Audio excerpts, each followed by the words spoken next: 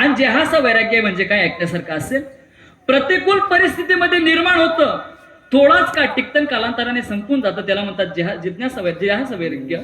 आणि दुसराही महाराज जिज्ञासा वैराग्य त्याचं प्रकारे सांगतो आपल्याला. ते किती वैराग्य असं निर्माण होतं की ब्रह्म लोकापासून तर मृत्यू लोकापर्यंत सर्व साधन आपल्या डोळ्यासमोर उपस्थित आहेत. साधन भोगण्याची भोक्तृत्व शक्ती सुद्धा अंगात आहे, तरी ते साधन भोगत नाही, याला म्हणतात जिज्ञासा वैराग्य. दोघी प्रकार सांगतो, फक्त दृष्टांताचा चिंतन आहे का. पहिलं हे जेहास वैराग्य. घरामध्ये म्हाताऱ्याची आणि म्हातारीची भांडण झाली. म्हाताऱ्याला राग आला, जुनं जिवारी खाल्लेला होता. संतापामध्ये त्या दोघींचं भांडण झालं, मुलाने व्यवस्थित समजवलं. मात्र कालांतराने असं झालं, मुलाचं आणि वडिलांची भांडण झाली महाराज. पण म्हाताऱ्याला खूप राग आला, आता काही कंट्रोल होणार नाही, म्हणून मुलाने काय केलं माहितीये का, बॅग भरली आणि डायरेक्ट पंढरपूरला निघून गेला. आमचे गुरुजी सांगतात महाराज, माणूस पंढरपूरला तेव्हा जातो जेव्हा घरचे लोक आपल्याला जाता मारतात, तेव्हा तोपर्यंत पंढरपूरचा रस्ता दिसत नाही. आता नेमकं म्हातारी घरी नाही तर म्हातारीने प्रकरण सांभाळलं असतं. म्हातारी दुसऱ्या गलीत गेलेली होती.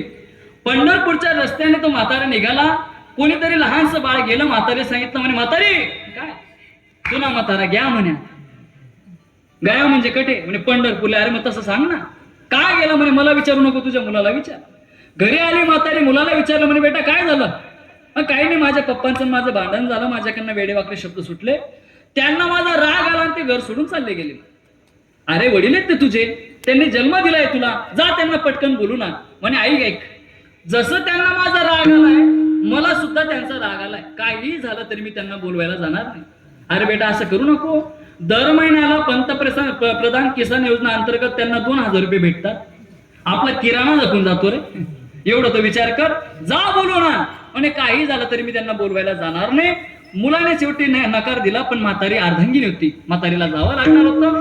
म्हातारी काय करायची, मला ज्या दिशेने म्हातारा निघाला ना, त्या दिशेने म्हातारी सुद्धा जायला लागली.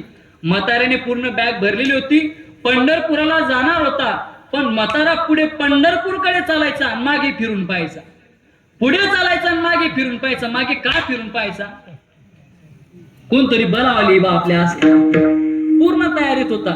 म्हाताऱ्याने म्हातारीला पाहिलं आणि म्हाताऱ्याला जोर सुटला महाराज. म्हाताऱ्याने दुडांग धरली, दुडांग करते का तुम्हाला, पटपट चालणं. म्हाताऱ्याने दुडांग धरली, म्हातारी पण पटपट चालत गेली.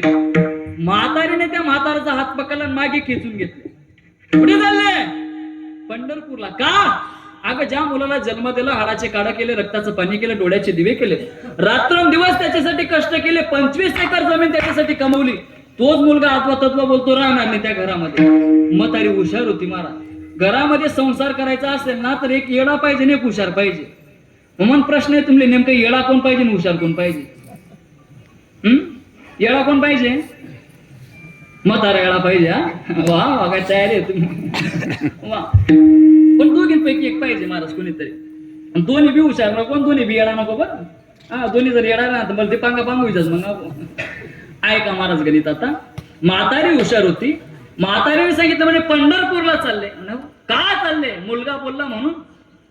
म्हातारीने एका प्रश्नामध्ये म्हाताऱ्याला गार केलं, तुम्हाला जो पोरगा बोलला तो पोरगा कोणाचा, कोणाचा. म्हातारी म्हणे आपला. अहो आपल्याला होता म्हणून बोलला.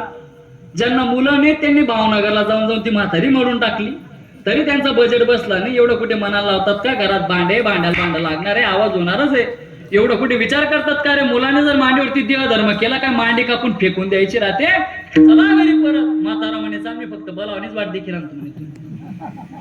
वैराग्य निर्माण झालं की नाही, पण थोडाच का टिकला, कालांतराने संपून गेलं. हे जेहास वैराग्य, पण जिज्ञासा वैराग्य खूप गोड आहे. 3च मिनिटं राहिले, 3 मिनिटांमध्ये शेवटचा दृष्टांत सांगतो, ऐकण्यासारखं चिंतन असेल. आतापर्यंत तुम्ही किती कीर्तन ऐकलं मी तुम्हाला